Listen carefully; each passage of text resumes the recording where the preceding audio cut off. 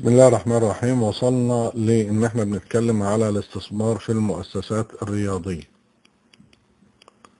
الاستثمار هو عبارة عن عمل زي ما قلنا هدفه ايه؟ هدفه زيادة رأس المال بتاع الفرد او المجموعة، او زيادة الموارد عن طريق تشغيل المال ده واستغلاله. يعني وظيفة الاستثمار هي تشغيل الأصول، وقلنا الأصول أصول مادية، أصول رأسمالية، أصول بشرية. من الأصول البشرية اللي هو البشر، إن أنت تستثمر في البشر، بتعلم من مستواها، بتدي عمالة ماهرة قادرة على العمل في السوق على أعلى مستوى في أي مكان في العالم. الاستثمار الرأسمالي اللي هو في الآلات والمعدات، في الأصول، في العقارات، في الأراضي، هو ده اللي احنا بنتكلم عليه كاستثمار. تمام؟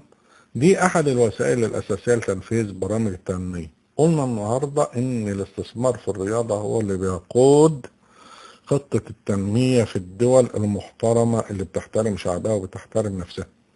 لأن النهاردة الرياضة بتوفر لك أكبر عائد أو أكبر ربح على مالك اللي أنت بتستثمره. قلنا بيجي بعدها الأدوية. لو استبعدنا الثلاث حاجات اللي هي الشمال زي ما قلنا قبل كده، السلاح والدعارة، المخدرات. الاستثمار في المؤسسات الرياضية بيهدف ليه؟ لزيادة رأس المال بالمؤسسات الرياضية عن طريق توظيفه. ده هيتيح ايه؟ هيتيح المنفعة بين المستثمرين والموارد البشرية والإمكانات المادية. طب ايه أهداف الاستثمار في المؤسسات الرياضية؟ قلنا تحقيق عائد أو ربح مادي. عن طريق ايه؟ عن طريق مشروعات مختلفة. في واحد يحط فلوسه في جيم، في واحد يحط فلوسه في حمام سباحة، في واحد يحط فلوسه في استاد، في واحد يحط فلوسه في فريق كورة، في واحد يحط فلوسه في مسابقة. هتختلف او هتتنوع. يبقى عن طريق المشروعات المختلفة في مجالات الايه؟ الرياضة. اتنين، اهداف الاستثمار في المؤسسات الرياضية المحافظة على قيمة الاصول او المحافظة على قيمة رأس المال الاصلي للمستثمر. انا دخلت حطيت 5 مليون جنيه، يبقى انا من شطارتي ان ال5 مليون جنيه يتحافظ عليهم اساسا وهيجيبوا لي ربح كام. تلاتة، استمرارية الحصول على الدخل، ان انا بكسب على طول والعمل على زيادته. كنت بكسب 10 اخليهم 12، بكسب 12 اخليهم 13، وتنميته باستمرار. 4، ضمان السيولة النقدية اللازمة من الأهداف الأخرى للمستثمر. ليه؟ لتغطية متطلبات العمل وعملية الإنتاج وتغطية حالات الطوارئ. زي ما قلت لك، لو أنت فاتح محل تيجي تقول والله إن الفلوس اللي في الدرج دي لا تمس. ليه؟ عشان دي اللي بتشغل البيت وبتشغل المحل. يعني البيت عايز حاجة، ما هو البيت لازم ياكل ويشرب وكل مستلزماته تبقى شغالة، وكل مستلزمات المحل تبقى شغالة. تقوم انت تبقى تاجر ناجح، ما تتعرضش لانك تتكشف في السوق. فهو نفس الشيء برضه لو انت بتستثمر في الرياضة. ضمان السيولة النقدية اللازمة عشان تشتغل. يعني على سبيل المثال، نادي من الأندية الرياضية لازم سيولته موجودة. ليه؟ أو ما أمكن تسييله. ليه؟ عشان يقدر يمارس الأنشطة المطلوبة. فريق مسافر عشان يلعب فريق، يبقى نحجز له في الفندق ونطلع له الاتوبيس وهنصرف عليه ونجيب له ونأكله ونلبس ونشرب. كل ده عايز سيولة، يبقى ضمان السيولة النقدية اللازمة. طب ايه المعايير اللي يجب ان هي تراعى اما تيجي تاخد قرار بالاستثمار في الرياضة؟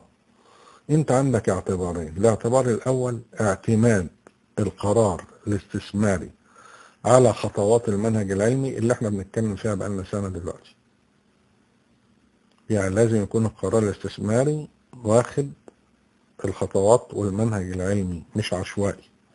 يبقى في دراسة جدوى تتكلم عن الدراسة القانونية، تتكلم عن الدراسة المالية، تتكلم عن الدراسة التجارية، بتفند المشروع تماما وتبقى انت عارف راسك من رجليك.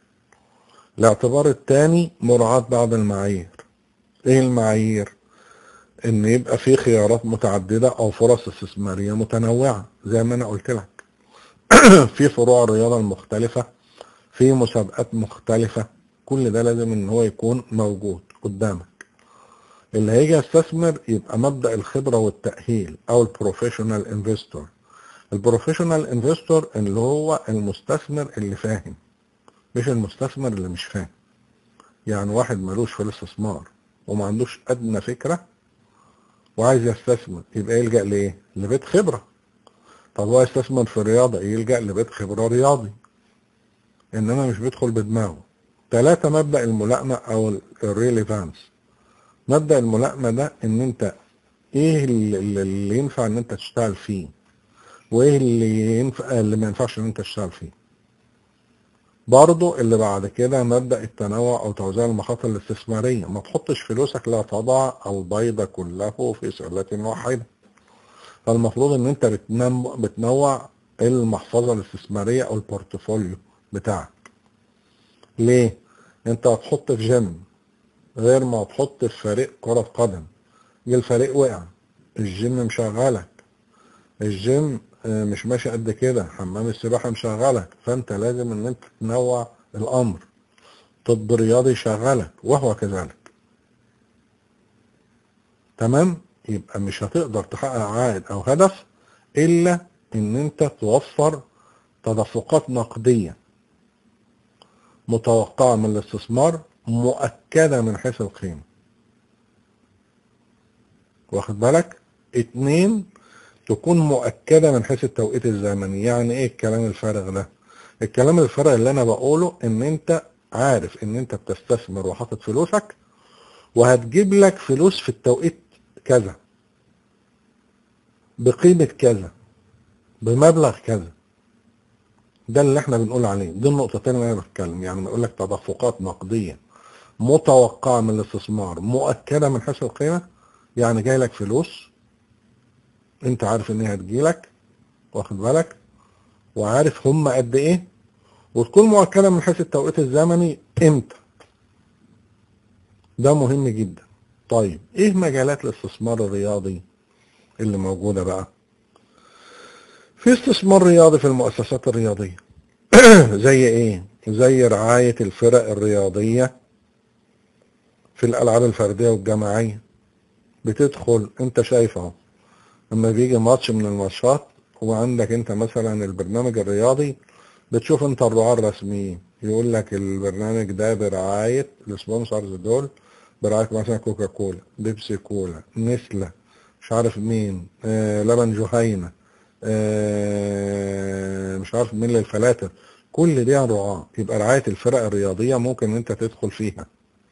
طبعا دي بتعود على الشركة بايه. لو انت قارنت الرعاية دي وحطيت وتشوف انت البادجت او الميزانية بتاعت الاعلان عندك في الشركة، هتلاقي رعاية الفرق الرياضية من احسن المجالات ان انت تعمل اعلان لنفسك محترم جدا في بيئة تنافسية واسعة جدا، لان انت كان بيتفرج.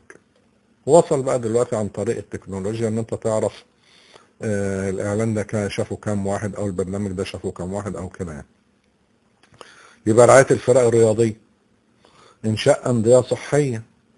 عندك انت الطب الرياضي ده مجال خصب جدا للمكسب والاستثمار فيه. ان انت تعمل طب رياضي، اصابات الملاعب، الكلام ده كله. اولا طول ما في لعب طول ما في اصابات، طول ما في لعب طول ما في تأهيل، طول ما في لعب طول ما في استشفاء.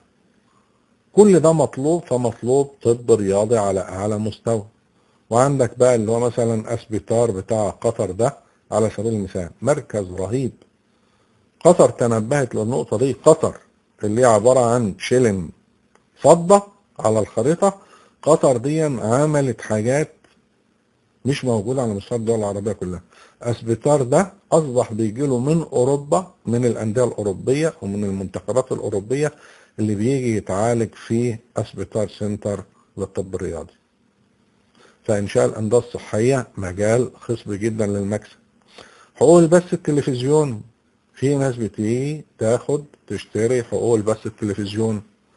انا عارف ان الدوري السعودي او الدوري المصري دوري قوي، نسبة المشاهدة عالية، باجي اقول ان انا ادخل فيه. بتكسب. ولو انت حاسب حساباتك كويس يبقى حقوق البث التلفزيوني من احسن الحاجات اللي انت تشتغل فيها. حقوق الدعاية والاعلان نفس الشيء. ولذلك انت بتيجي تبص، تيجي شركة من الشركات زي الاهرام وتلاقيها خدت حق رعاية النادي الاهلي.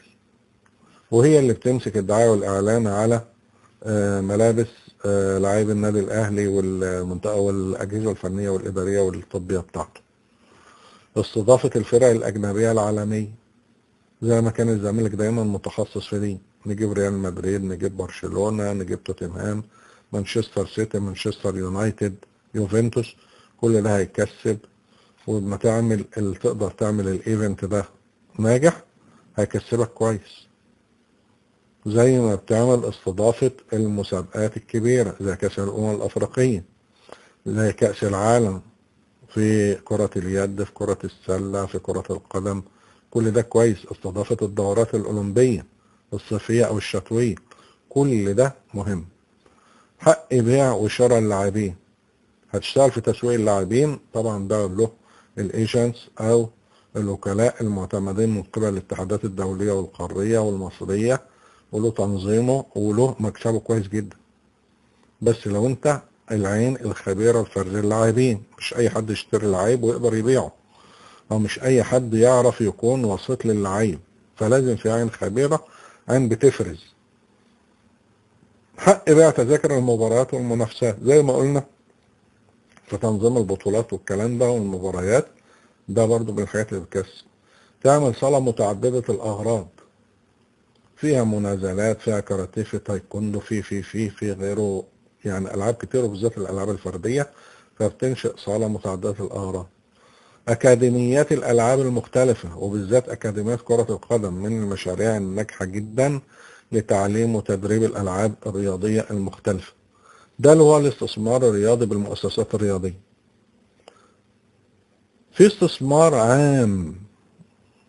الاستثمار عام ايه؟ اللي هو صالة مناسبات، مركز علاج طبيعي، مطاعم للوجبات السريعة، شراء أسهم شركات، تنظيم حفلات مختلفة، قاعات الإنترنت، صالات لألعاب الأطفال، محطة تزويد بالوقود، استضافة فرق فنية، فصول لتعليم اللغات، دورات تدريبية للتعليم والتدريب والترويج والإدارة الرياضية.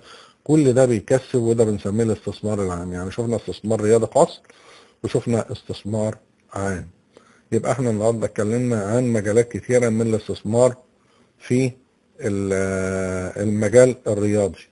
كل ده بيكسب وبيديلك مردود مالي كويس ومردود معنوي كويس، او الاتنين مع بعض.